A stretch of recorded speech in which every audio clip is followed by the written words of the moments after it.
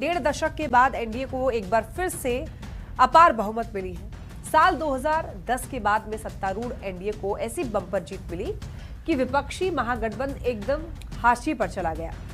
RJD Congress वाले महागठबंधन की पूरी टीम मिलकर के भी हाफ सेंचुरी नहीं लगा पाई, जिसके बाद ये चर्चा खूब रही कि बिहार ने इस बार जाति धर्म से ऊपर उठकर विकास को वोट किया है और यही वजह है कि नीतीश कुमार ने सामाजिक समीकरण के साथ साथ जातीय समीकरण को भी नई कैबिनेट के जरिए साधने की कोशिश की है। तो क्या है सीएम नीतीश की नई टीम का जातीय समीकरण, विस्तार से इस रिपोर्ट में आप देखिए। नीतीश कुमार, सम्राट चौधरी, ईश्वर की शपथ लेता हूं। मुख्यमंत्री नीतीश कुमार के नेतृत्व में बनी नई एनडीए सरकार में जातीय समीकरण को साधने की पूरी कोशिश की गई है। साथ ही सामाजिक समीकरण को तवज्जो देते हुए महिलाओं और मुसलमान को मंत्रिमंडल में जगह दी गई। सवर्णों में 2 भूमिहार, 4 राजपूत, 1 ब्राह्मण और 1 कायस्थ को मंत्री बनाया गया। 13 पिछड़ा और अति पिछड़े में 4 वैश्य, 2 यादव, 2 कुशवाहा, 2 कुर्मी, 2 मल्लाह और 1 कहार जाति से प्रतिनिधित्व दिया गया है। 5 महादलित समुदाय के मंत्रियों में 2 पासवान, 1 रविदास, 1 पासी, 1 मांझी समाज के नेता को मंत्री बनाया गया। अल्पसंख्यक समुदाय को मंत्रिमंडल में शामिल करने के लिए मुख्यमंत्री नीतीश कुमार ने 1 मुस्लिम नेता को भी मंत्री बनाया है।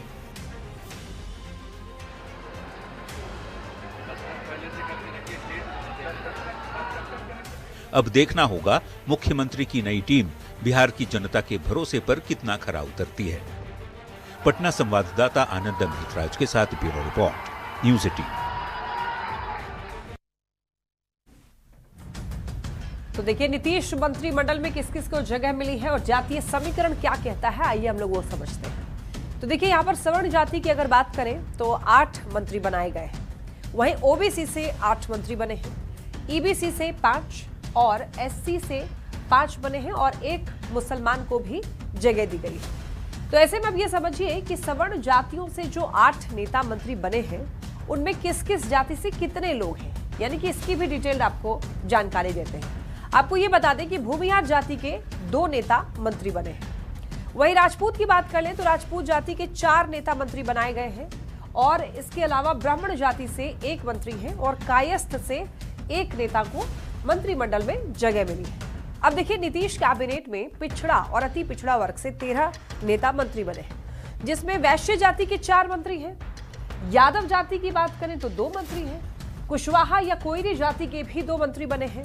तो इसके अलावा मल्लाह या निषाद समाज से 2 नेताओं को मंत्रिमंडल में जगह मिली है। 1 मंत्री कहार जाति से भी है और इसके अलावा एससी या फिर कहें कि अनुसूचित जाति से 5 नेता मंत्री बनाए गए हैं। इसमें सबसे ज्यादा पासवान जाति से 2 रविदास समाज से, 1 पासी जाति से और 1 जो है वो मांझी जाति से 1 नेता को मंत्री पद मिला है। तो ये समीकरण आप समझ सकते हैं कि किस तरीके से जातीय समीकरण को भी ध्यान में रखा गया है। इसके अलावा मुस्लिम की बात कर लें तो मुस्लिम समाज से 1 नेता को मंत्रिमंडल में जगह मिली है और वो है जेडीयू के जमा खान।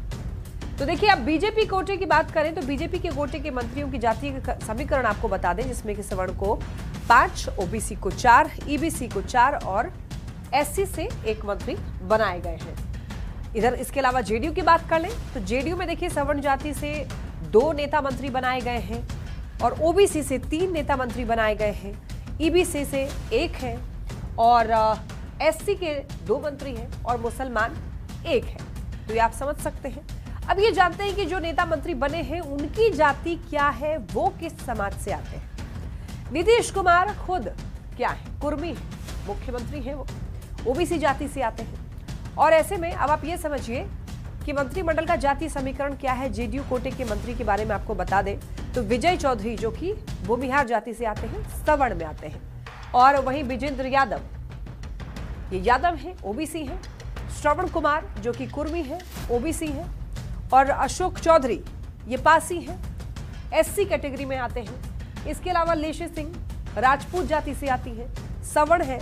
मदन सहनी मल्लाह है, ईबीसी कैटेगरी है इनकी। सुनील कुमार रविदास है, इनको भी एससी कैटेगरी में ही रखा जाता है। जमा खान जो कि मुस्लिम है और सवर्ण जाति से आते हैं। अब देखिए बीजेपी के कोटे के मंत्री की अगर हम लोग बात कर लें तो यहाँ पर सम्राट चौधरी की बात करते हैं जो कि ओबीसी है, कुशवाहा है, और इसके अलावा विजय सिन्हा जो कि भूमिहार है, सवर्ण जाति। मंगल पांडे की बात कर लें, ब्राह्मण है, सवर्ण जाति, और दिलीप जायसवाल जो कि वैश्य है, ओबीसी कैटेगरी है ये। इसके अलावा नितिन नवीन कायस्थ सवर्ण कैटेगरी में ये भी, रामकृपाल यादव ओबीसी, और इसके अलावा संजय टाइगर राजपूत कैटेगरी, और अरुण शंकर प्रसाद सूड़ी ये भी ओबीसी कैटेगरी में आता है, और सुरेंद्र मेहता धानुक ईबीसी कैटेगरी। इसके अलावा नारायण प्रसाद जो कि तेली है और ये ईबीसी कैटेगरी में आता है। वही रमा निषाद की बात कर ले तो मल्लाह ईबीसी कैटेगरी। इसके अलावा लखिंद्र रोशन पासवान एससी कैटेगरी, श्रेयसी सिंह राजपूत जो कि सवर्ण इसको माना जाता है, डॉक्टर प्रमोद कुमार कहार यानी कि ईबीसी। अब देखिए एलजेपी आरबी कोटे के मंत्री की अगर हम लोग बात कर लें तो संजय कुमार जो कि पासवान है एससी कैटेगरी। इसके अलावा संजय कुमार सिंह जो कि राजपूत है, ये सवर्ण कैटेगरी। और अगर हम की बात कर लें तो हम कोटे से जो मंत्री संतोष सुमन वो मांझी है एससी कैटेगरी। और आरएलएम कोटे के मंत्री की बात कर लें तो यहाँ पर दीपक प्रकाश जो कि कुशवाहा है वो ओबीसी कैटेगरी में आते हैं। और अगर हम लोग रीजन वाइज बात करें तो देखिए रीजन वाइज अगर प्रतिनिधित्व की हम लोग बात करें तो ऐसे आप समझ सकते हैं, समझिए कि किस इलाके से कितने मंत्री हैं। और मगध की हम लोग बात करें तो यहाँ पर देखिए 49 सीटें हैं और 6 मंत्री। मिथिला की हम लोग बात कर लेते हैं। अब मगध की हमने बात की, यहाँ पर 49 सीटें हैं और मंत्री जो हैं वो बनाए गए हैं 6। मिथिला की बात करते हैं 37 सीटें और मंत्री बनाए गए हैं 5। तो ये आप समझ रहे हैं कि किस इलाके से कितने मंत्री आते हैं। तिरहुत की बात करते हैं। अब तिरहुत में देखिए 28 सीटें हैं और यहाँ पर 4 मंत्री हैं इस रीजन से। अंग सीट से बात करें तो यहाँ पर 21 सीटें और मंत्री यहाँ से बनाए गए हैं 3। इसके अलावा हम लोग बात करेंगे अब सीमांचल की, सीमांचल रीजन की, जहां पर 24 सीटें हैं सीमांचल की और मंत्री वहां से बनाए गए हैं 2। और इसके अलावा देखिए सारण सीट की हम लोग बात करते हैं तो यहाँ पर 24 सीटें और मंत्री बनाए गए हैं 2। इसके अलावा हम लोग शाहबाद की बात कर लें तो शाहबाद से देखिए यहाँ पर 22 सीटें हैं और मंत्री बनाए गए हैं 2।